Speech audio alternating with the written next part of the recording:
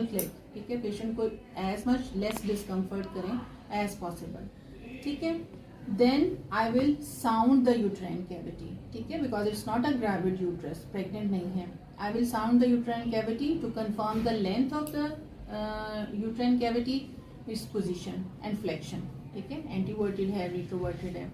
अब जो आपने साउंड किया है उसके अकॉर्डिंगली हमने फ्लेंज को करना है। अच्छा, हमारे पास इस तरह पैक्ड कॉपर टी आता है, ठीक है, जिसमें कि कॉपर टी अलहदा होता है। ये वाला जो एरिया है इसको हम कहते हैं शीट, और उसके साथ जो है plunger, like this,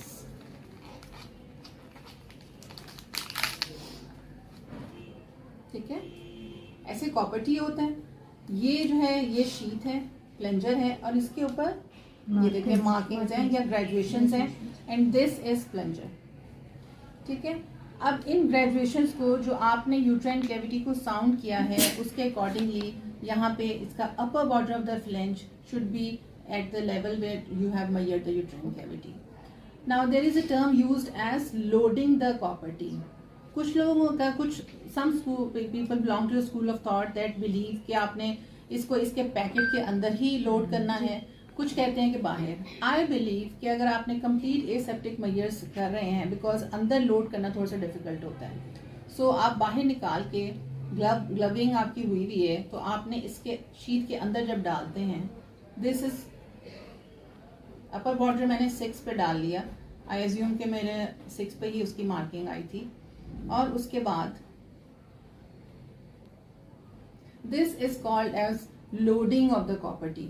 copper T के दोनों आर्म्स आपने शीट के अंदर डाले हुए हैं। आपका प्लंजर का अपर एज जो है कॉपर टी के लोअर एज के बिल्कुल साथ है, but it's not pushing it outward. Now I will hold the interior cervical lip, and मैं अपने पेशेंट को बताऊंगी कि अच्छा मैं कॉपर टी अब डालने लगी हूँ, आप उसको कोई डिस्कम्फर्ट नहीं होगी कोई एडेड, ठीक है। उसके बाद I will insert the copper T. आपको सबको नजर आ रहा है ये model? Insert the copper T and I will, क्योंकि मुझे एक ह्यूमन बॉडी में सिर्फ ऐसे ही नजर आ रहा होगा, ठीक है, मुझे ये तो मैं सिखाने के लिए कर रही हूँ।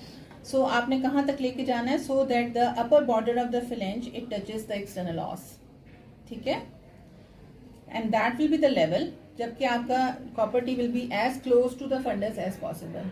क्लियर?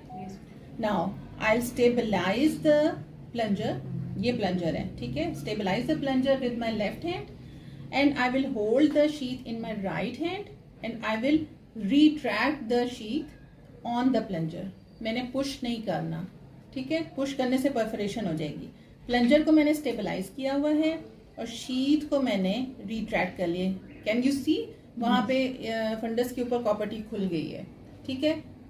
इतना करके जब आप बाहर आएंगे, a gentle rotatory movements, so that आपके साथ ही कॉपर टी बाहर ना आ जाए, you will remove the sheet.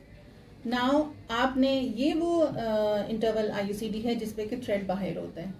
I will cut the thread 2 centimetre below the external os, और ये जो कट एज होता है ये पेशेंट को डिस्कम्फर्ट नहीं देता, एंड आपने कंप्लीट एसेप्टिक मेजर से रखा है, आपने केयरफुली सेलेक्टेड पेशेंट है, उसमें कोई एडेड रिस्क ऑफ इन्फेक्शन भी नहीं होगा।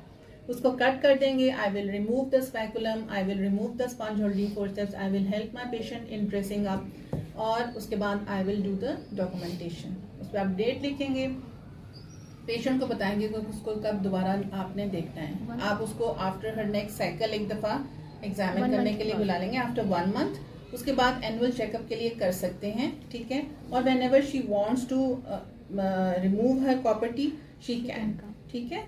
और मैंने इसमें एंटीबायोटिक्स और एनाल्जेसिया आप दे सकते हैं। एंटीबायोटिक जो है आइडियली रिकमेंडेड नहीं है। हम अपने सेटअप के लिए प्रोफाइलेक्टिक एंटीबायोटिक का एक शॉट दे सकते हैं, ठीक है, उसमें उसको ओरली भी दे सकते हैं। सही हो गया?